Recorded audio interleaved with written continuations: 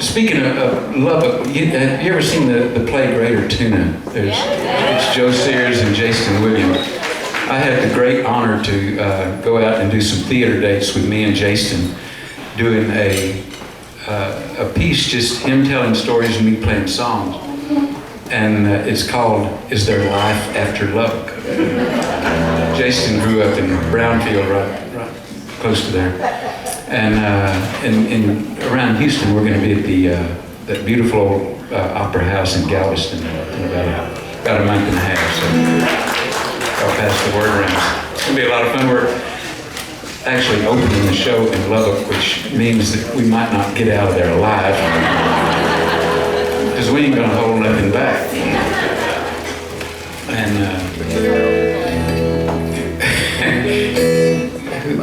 I was telling somebody about that, and I said, you need to include that story that Sonny, anyway, it doesn't matter who talked. No. We're telling a story about growing up in a small town, and their family knew the guy that owned the dry cleaning store in this town. And their favorite thing to do was every once in a while on Saturday nights, the dry cleaner man would open up the back door of his cleaners and let the kids try on other people's clothes. And I just thought that was a perfect small town story. And there's really not a whole lot to do out there.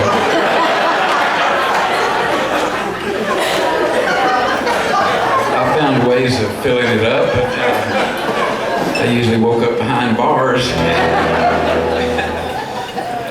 Oh, I got another good story about love. These are some preview stories I'm just testing out. But this actually happened to me a few months ago. I was in line at the airport, the Lubbock International Airport. They have one plane to Villacuña, so international. But anyway, I was standing in line, and right in front of me there was this tall cowboy, about 70 years old, 75, had starched shirt, perfectly starched jeans, new boots, brand new hat. And the security guy was telling him, said, "Sir, you're going to have to take off that hat and put it on this conveyor belt, and we're going to x-ray it."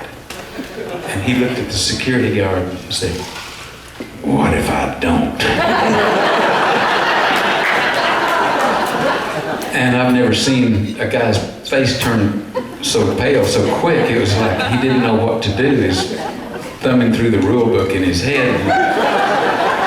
And he kind of stuttered and said, "Well, sir, if you don't, you're going to have to get over in this other line over here, and then we're going to get the wand out and wand you all over." And he looked at the guy and he said, "Well, let's get it on, man." That's a true story. That's one of my favorite things to see, is to witness that.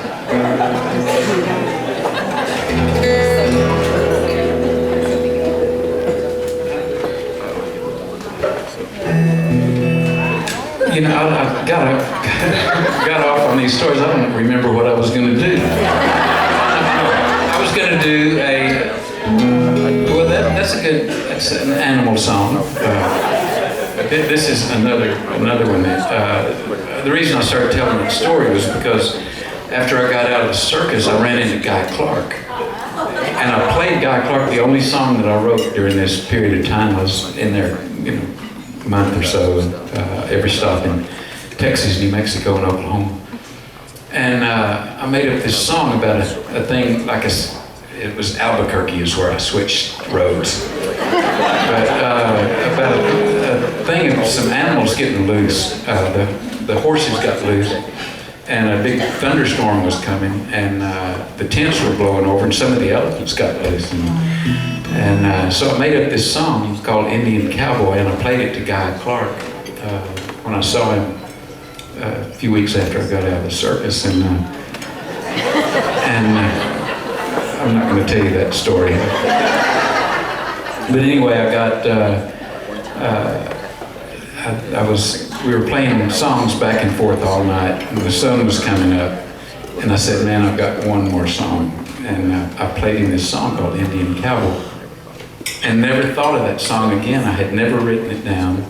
It was just in my head, and a few years went by. I never even thought of it again. And one day I was driving down the drag in Austin, Texas, listening to KUT radio, and Guy Clark comes on singing this song about the circus, about this Indian cowboy, and I thought that was a very familiar song, and suddenly realized that I had written that song, and I had to go down to Waterloo Records and buy Guy Clark's album to learn my very own song. But I'm just glad that he saved it, because otherwise it would not exist. I was glad to have Townes Van Zandt record it too. I'll play it for you. They do it a lot better than I do.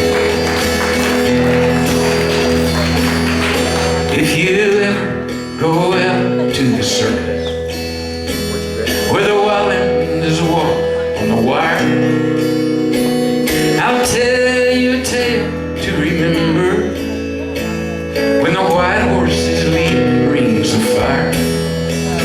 Was a cold night in old Oklahoma, and the show was about to begin. The animals, they were all restless when the star pony leaped from her pen. Now she was a mare of high spirit, like a whore on a Saturday night, just a kicking and bucking past the men who were brushing the elephants lying on their side. Now close to the tent sat a Leonard, dangerously next to the hay. That mare headed straight for those Leonard. Some fool had put there by mistake. Now up steps some Indian cowboy, his lasso went whirling through the air. In the full dead middle of danger, he roped that runaway mare. The elephants raised up their trumpets, two of them broke from their chain, stampeded that Indian cowboy who had saved